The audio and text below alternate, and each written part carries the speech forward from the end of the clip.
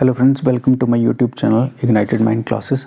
आज हम पढ़ेंगे लिब्रान कमीशन के बारे में। देखिए, लिब्रान कमीशन जो है, जिसको हम Liberhan Ayodhya commission of inquiry भी बोलते हैं, ये बहुत ही लंबी इंक्वायरी कमीशन थी गवर्नमेंट ऑफ इंडिया की, जो क्या इन्वेस्टिगेट कर रही थी डिस्ट्रक्शन ऑफ डिस्प्यूटेड स्ट्रक्चर। कौन सा? बाबरी मस्जिद अयोध्या में 1992 में जिसको गिराया गया था।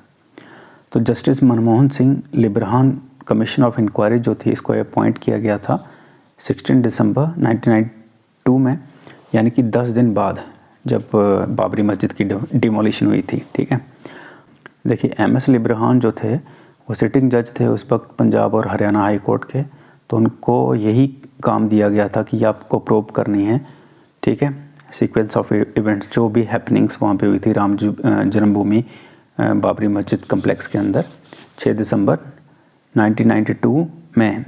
तो इनिशियली जो कमीशन जो थी, इसको रिपोर्ट करनी थी सबमिट 3 महीने के अंदर, जबकि 48 एक्सटेंशन जो थी, 48 एक्सटेंशन मिली इसको, और ये सबसे लंबी कमीशन ऑफ इंक्वायरी कही जाती है history of independent of India में। और इस रिपोर्ट ने रिकमेंड किया क्या लॉ, जिसमें एग्जाम्पलरी पनिशमेंट थी जिन्होंने मिसयूज़ किया था रिलीजन को पॉलिटिकल पावर को एक्वायर करने के लिए। इस कमीशन ने यह भी बोला कि जो डिमोलिशन जो था बाबरी मस्जिद का, वो प्लान्ड था, सिस्टमेटिक था, और ये इंटेंडेड आउटकम था किसका? जो क्लाइमेट था कम्युनल इंटॉलरेंस का, जो डेलिबरेटली किसने क्रिएट किया था? रिलीजियस एक्सट्रीमिस्ट में। ठीक है, तो एक नोटिफिकेशन इशू किया गया था जिसके तहत उस वक्त जो यूनियन होम सेक्रेटरी थे माधव गुडबोले, उन्होंने बोला कि कमीशन जो है वो अपनी रिपोर्ट सबमिट करेगी सेंट्रल गवर्नमेंट को जितनी भी जल्दी होगी, बट 3 महीने से पहले। लेकिन 48 एक्सटेंशन मिलने के बाद जो लिब्रान पैनल जो था, ये लॉन्गेस्ट कमीशन ऑफ इंक्वायरी बन गई इंडिपेंडेंट इंडिया की। तो जो लास्ट एक्सटेंशन जो था वो था मार्च में, और 3 मंथ के लिए वो था।